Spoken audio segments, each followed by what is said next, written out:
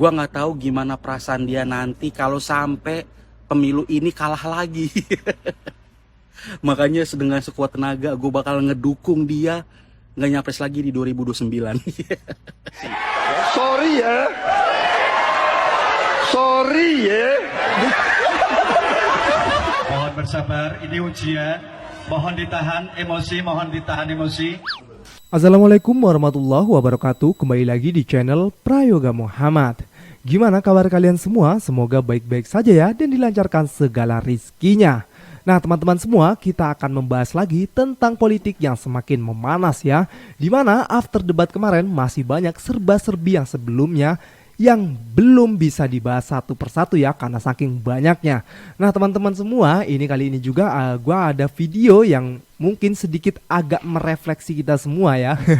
Biar tidak tegang-tegang banget ya. Dimana parodi-parodi dari Pak Prabowo juga nanti akan ada penjelasan untuk orang-orang yang mungkin sampai saat ini belum bisa berpikir secara akal sehat ya. Dan masih fanatik buta. Jadi sebenarnya kita memilih pemimpin itu harus benar-benar menyeleksi ya, mana pemimpin yang memang punya narasi, gagasan, dan mana pemimpin yang hanya bermain-main saja. Karena memimpin negara ini bukan hal yang mudah teman-teman semua. 280 juta manusia yang harus dipimpin, dan pemimpin ini harus benar-benar yang mempunyai kekuatan pikiran, yang mempunyai narasi gagasan, yang mempunyai visi misi yang kuat, dan tentunya cerdas dalam berkata-kata, cerdas dalam bertindak, ya kan? Tentu kita sebagai masyarakat Indonesia boleh memilih yang mana saja yang menurut kita baik. Tapi di sini gua akan memberikan edukasi sedikit ya, memaparkan video-video yang mungkin nantinya bisa menjadi pelajaran untuk kita semua. Ya ini teman-teman semua, ada video di mana Pak Prabowo mengatakan sorry ye. Dan di dalam video ini juga ketika Pak Prabowo mengatakan dan langsung dibuktikan. Ini cukup menarik nih ya netizen yang buat videonya. Oke, kita lihat videonya. Saya tidak takut tidak punya jabatan, Mas Anies. Beliau sendiri menyampaikan bahwa tidak berada dalam kekuasaan membuat tidak bisa berbisnis. Banyak aset saya, pabrik saya yang mandek karena saya tidak dapat kredit, karena saya tidak berkuasa 20 tahun. Kekuasaan lebih dari soal bisnis, kekuasaan soal kehormatan untuk menjalankan kedaulatan rakyat. Mas Anies, saya tidak punya apa-apa. Saya juga ingin tunjukkan harta kekayaan Pak Prabowo. Harta Prabowo Subianto tertinggi di antara baca pres yang lain, Pak. 2,04 triliun rupiah. Kita ini bukan anak kecil, Mas Anies. Ya. Anda juga paham ya. Sudahlah ya.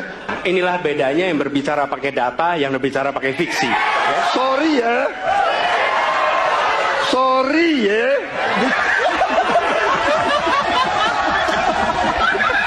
Hai kaum munafikun. Hai antek-antek asing. Prabowo Gibran bersama rakyat Indonesia. Yang dipakai konsultan asing, nggak mikir, jadi nggak mikir ini memecah belah rakyat atau tidak, ini mengganggu ketenangan rakyat atau tidak, ini membuat rakyat khawatir atau tidak, ini membuat rakyat takut, nggak peduli. Konsultannya konsultan asing.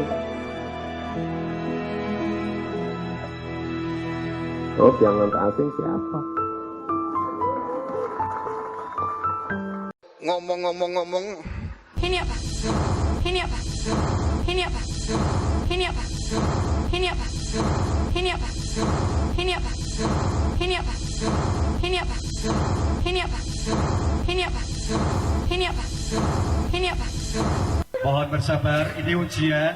Mohon ditahan emosi, mohon ditahan emosi. Jelaskan apa yang bisa dibuka, jelaskan apa yang tidak bisa dibuka. Sederhana. Ini bisa dibuka, itu nggak bisa dibuka. Gitu, simple. Harus bisa menjawab dan jangan berlindung di dalam kerahasiaan ketika tidak bisa. Terima kasih untuk Bapak Anies Baswedan karena sudah menunjukkan ketidakkapabilitian Bapak untuk menjadi seorang presiden. Ini hanya soal pertahanan.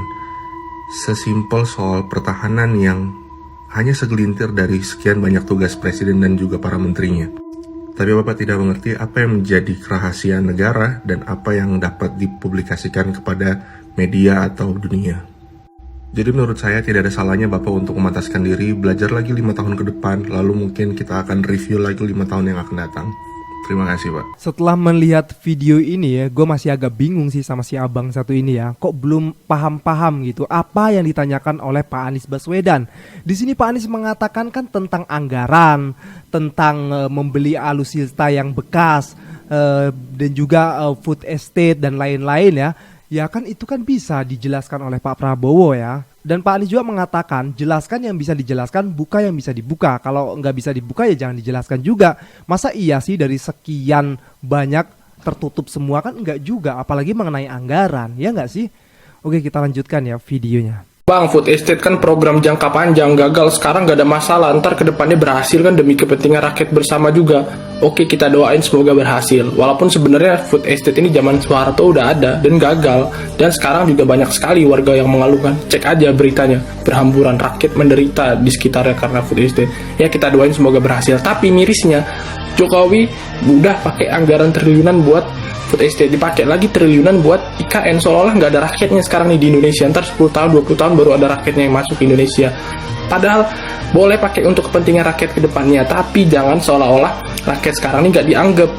Ntar kalau misalnya food estate atau IKN jadi berhasil, nama Jokowi masuk di sana seolah-olah dia yang mengawali. Miris dan egois. Oh iya, masalah program Menhan yang rahasia dan gak dijawab di debat, termasuk masalah food estate, gue tuh baru ngeh guys, ternyata memang setelah gue amati, gue analisa, gue observasi, ternyata memang sebenarnya food estate itu rahasia, itu gak bisa sembarang dibuka, gak bisa. Nih, tapi memang kalau kalian gak ngerti, kalian gak paham, dan intinya kalian low mind, kalian gak akan nyampe menurut gue untuk berpikir kalau food estate ini adalah proyek rahasia dan itu nggak bisa dibuka ke publik anggarannya, terus pokoknya ini nggak bisa direcahin gitu anggarannya bla bla bla bla, larinya buat apa, itu nggak bisa food estate itu. Karena apa? Karena lu bayangin coba, food estate itu kan yang diberi tanggung jawab sama Pak Jokowi ke Menhan, ke Pak Prabowo ini adalah food estate singkong, penanaman singkong gitu kan, sisanya diurus oleh Kementerian Pertanian kan. Nah, orang-orang tuh banyak yang bilang kalau food estate Pak Prabowo ini berhasil. Yaitu nanam singkong, tumbuhnya jagung. Lu bayangin negara mana yang bisa? Gue gak yakin kalau Jepang, Cina, Amerika juga bisa nih nanam singkong, tumbuh jagung. Jadi menurut gue ini teknologi yang gak boleh dibuka sih. Gak boleh nih. Jangan sampai negara lain tahu nih. Jangan sampai negara lain tahu kalau misalnya Indonesia punya teknologi di mana nanam singkong, tumbuh jagung ini, jangan sampai menurut gue. Cukup di keep aja, udah paling bener dirahasiain, cukup di keep aja ini. Wah gila, gue baru ngeh dan amazed gak sih kalian? Gila. Dapat si jokesnya ya. Awal video tadi gue berpikir apa iya sih bener, nggak taunya ujung-ujungnya ngejokes dia. Dimana ini tanam singkong keluarnya malah jagung, pakai polybag lagi ya kan. Dan berita ini memang sudah menyebar ya kemana-mana, jadi masyarakat udah tahu ya semuanya ya. Nah oke, kita lanjutkan lagi ya video dimana para netizen dan masyarakat juga berkomentar tentang lagi-lagi ya tentang Pak Prabowo ya. Oke, coba kita lihat videonya. Buat ketiga calon presiden kita, yang pertama Pak Prabowo, ini si pantang menyerah. Gua nggak tahu gimana perasaan dia nanti kalau sampai pemilu ini kalah lagi.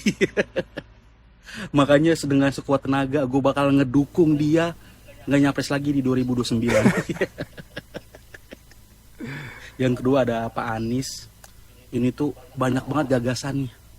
Relawan lain tuh masih berdebat sana sini, relawan dia makin solid. Ini tuh bakal ngebuktiin kalau sesolid apapun bakal tetap kalah. Yang ketiga ada Pak Ganjar Pranowo. Ini tuh pengalamannya banyak, wawasannya luas. Ini pokoknya tuh wadas banget, cerdas banget maksudnya. Ya secerdas apapun kan nanti harus ngikutin perintah partai ya. Boneka lagi aja. Set. Aduh, abang ini kalau ngomong emang renyah banget ya, seneng gua asli, salut gua sama abang ini. Lucu. Butuh kerukunan keselamatan. Jangan karena ambisi ingin jadi presiden, ingin jadi wakil presiden, seenaknya bicara ya. Ini saya kira tidak pantas. Saya, ya terus terang aja saya agak kecewa. Sahabat Ecet, ini luar biasa. Sahabat saya tadi menyampaikan bahwa beliau pelaku yang mencoblos 02, kemudian berjuang, berdemo, mengepung KPU, mengepung Bawaslu demi ambisi Prabowo menjadi presiden. Karena tempo hari Prabowo bilang bahwa pemilu 2019 ini curang, maka harus dilawan. Kemudian pendukungmu turun ke jalan, berhadapan dengan aparat, bahkan sampai ada yang meninggal. Anda sendiri yang selonong boy. Anda sendiri yang tidak punya etika. Luar biasa ya. Ini kalau sudah dipancing-pancing 2019, rakyat kemudian memorinya langsung muncul kembali. Bagaimana perjuangan emak-emak, umat Islam, para ulama untuk memperjuangkanmu. Tapi kau sendiri yang meninggalkan rakyatmu. Apa yang dikatakan Anda mencintai rakyat? Sebelah mananya Anda mencintai rakyat? Luar biasa ini ya. Nah, mari kita jaga akal waras kita, akal sehat kita. Jangan sampai kemudian kita termakan framing. Ini lihat nih di TikTok, di mana-mana sudah mulai ada upaya-upaya strategi playing victim yang dilakukan oleh Prabowo ya, dengan wajah seperti yang memelas. Wah, padahal aslinya kan begini gitu. Tapi yang diambil yang seperti wajah tua yang sudah lelah. Ya memang kalau sudah tua dan lelah memang harusnya jangan nyapres. Istirahat saja, berikan kesempatan pada anak-anak muda. Ada kawan-kawan saya anak-anak muda di Gerindra yang hebat-hebat. Berikan pada mereka kesempatannya. Jangan Pak Wowo lagi. Jadi siapa yang punya ambisi dahsyat luar biasa itu? Kan Anda sendiri gitu. Anda sendiri yang diperjuangkan oleh rakyat, kemudian Anda sendiri yang meninggalkan rakyat. Teman-teman, sebentar, jangan di-skip. Coba bayangin aja dulu, kalau nanti misal kita punya presiden yang dari mulutnya keluar kata-kata seperti ini.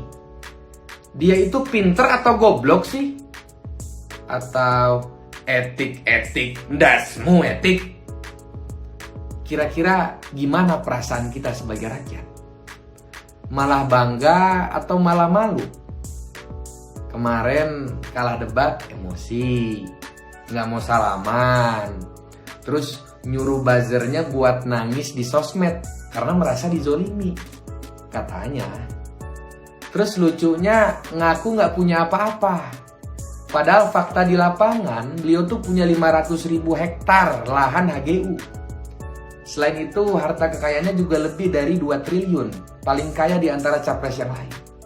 Terus ngomong, saya tidak takut jika tidak punya jabatan. Padahal beliau tuh ikut nyapres sudah 4 kali. Itu namanya udah bukan lagi takut nggak punya jabatan, Pak. Tapi udah di level gila jabatan. Dan sekarang cara apapun ditempuh supaya nggak kalah untuk kelima kalinya. Walaupun konstitusi harus ditabrak, hukum harus dilanggar, undang-undang harus dirubah. Yang penting beliau jadi presiden. Semoga yang terbaik untuk Bapak. Dikatain gop bintang-bintang oleh Prabowo, begini respon Anies. Kok bisa? Pak, gimana tanggapannya? Tanggapan apa ini? Saya lagi beres-beres dulu, ini mau bagi-bagi buat tetangga sebelah. Tapi tuh bagus sih kalendernya. Apa tadi bilangnya? Itu kan Pak Anies dikatain gop bintang-bintang tuh. Gimana responnya? Itu selalu yang disebut-sebut sebagai framing. Kemarin ada konser nangis 02 katanya ya, tapi gagal dan luluh lantak. Karena besoknya langsung Pak Prabowo ngomong kasar, ngomong gop, ngomong tol, menyamakan Pak Anies dengan binatang. Tuh sampai batuk saya. Itu framing yang dibulak-balik. Jadi kita ini harus betul-betul hati-hati ya. Kita harus sampaikan ke semua, ke sahabat-sahabat, teman-teman, anak-anak, bahkan anak-anak kita yang udah nyoblos tuh hati-hati tuh ya. Jangan termakan framing di berbagai media sosial. Tapi kita coba lihat apa respon Pak Anies. Ketika tahu Pak Anies dikatai gop oleh Pak Prabowo, beliau bilangnya matur nuwun Pak Prabowo. dahsyat, luar biasa itu. Keteladanan itu namanya. Tapi kita sebagai rakyat harus hati-hati ya dengan framing-framing. Termasuk ini nih, misalkan nih dibilang nanti kalau Anies menang tidak akan ada lagi BLT. Oh salah, BLT makin gede, harga sembako terjangkau, naik gaji, gampang dapat kerja, BPJS lebih ringkas, koruptor dimiskinkan. Dahsyat bukan? Mau tonton versi panjangnya? Lihat di YouTube saya, Saiful Jaman Channel. Tampak jelas bahwa beliau sangat emosional ya, khususnya kalau udah dengar suaranya paslon nomor 1 ya. Itu seperti kayak musuh bebuyutan, karena yang satu merasa saya dulu bantu kamu jadi gubernur DKI, kok kamu sekarang kayak begitu. Ya gitu. Yang ketiga, menurut saya dia juga tidak memiliki manajemen waktu yang baik. Kenapa demikian ya? Karena kami ya sebagai orang yang biasa diskusi di internasional, kalau kemudian panitia mengatakan you have 3 minutes ya, itu ya kita harus selesai dengan 3 menit. Jangan kemudian dikatakan ya saya nggak punya waktu, ini waktunya cuma terbatas. Bagaimana saya menjelaskan? Harusnya dia bisa. Yang kemudian Anda tahu ya, kalau beliau nanti jadi presiden, kalau dia sikapnya emosional seperti itu dan kemudian memaksa orang untuk menerima pendapat dia tapi dia nggak mau menerima pendapat lain, bagaimana dia melakukan diplomasi internasional? Jangankan di negara. Ya itu tadi ya video-video dari para netizen, para pengamat politik yang ikut serta mengomentari Pak Prabowo. Ya mudah-mudahan dengan video ini juga kita tahu ya, dan kita bisa lebih kritis lagi untuk memilih salah satu pasangan calon presiden yang memang nantinya bisa memimpin negeri ini. Nah yang terakhir ya, ini ada kata-kata dari Bu Sri Mulyani, tapi ini diparodikan ya. Coba kita lihat videonya. Halo Ibu Sri. Iyo, maaf ini Ami jago su telepon siang-siang ini. Ada mau minta bantu sedikit ini Ibu Sri. Tidak habis saya lihat ini ya, Ami jago lihat ini di dalam scroll TikTok ini, konten-konten ini banyak yang mereka ini kepala batu ini dari paslon 02 punya pendukung. Iyo, mereka itu kayak bicara bahwa 01 itu hanya pintar bicara, tidak hanya bicara data. Iya, coba bantu jelaskan sedikit ke mereka ini. Iya, tolong Ibu ya. Ini saya kasih speaker lah Ibu bicara dengan mereka ini ya. Oke. Ini Ibu. Bicara sudah. Mereka dengar ini. Negara yang mau baca data, itu biasanya rasionalitasnya menjadi terlatih. Emosinya menjadi lebih bisa dikelola. Orang yang nggak bisa baca data mudah sekali diprovokasi, kasih sedikit dikilik-kilik emosi. Mengilik emosi itu gampang banget, entah karena sentimen suku, agama, ras, nasionalisme, ketidakadilan. Itu very easy to provoke. Dan once Anda masuk di dalam perangkap emosi, ya sama seperti kehidupan sehari-hari. Kalau Anda tiap hari emosi terus, orang juga ngeliat kalian udah ogah gitu. Ini manusia kayaknya labil banget sih. Nggak reliable. Aku nggak bisa diajak ngomong, kayaknya nggak bisa. Kan kayak gitu. Kalau satu orang aja udah bikin sakit perut, apalagi seluruh negara dibikin emosi. Jadi saya akan mengatakan menjelang nih mau pemilu, Anda boleh berbeda pilihan siapa saja yang Anda pilih. That's really your hak sebagai warga negara. Tapi gunakan secara rasional. Baca data, baca statement. Oke Ibu, iya. Ya benar ya yang dikatakan dari Bu Sri Mulyani. Baca data, baca statement, rekam jejaknya juga. Itu menjadi poin untuk kita akhirnya memutuskan pilihannya ya. Dan ini tadi barusan si abang ini kan dia pemilih 02, tapi sepertinya sudah belok ini dia. Gara-gara debat kemarin. Gue ngikutin sih ya videonya ya. Nah oke teman-teman semua, gua rasa cukup ya segini ya videonya. Jangan lupa untuk berikan komentar kritikan kalian di bawah ini. Jangan lupa juga untuk like, subscribe channel ini. Sekian dari gua Prayoga Muhammad. Wassalamualaikum warahmatullahi wabarakatuh.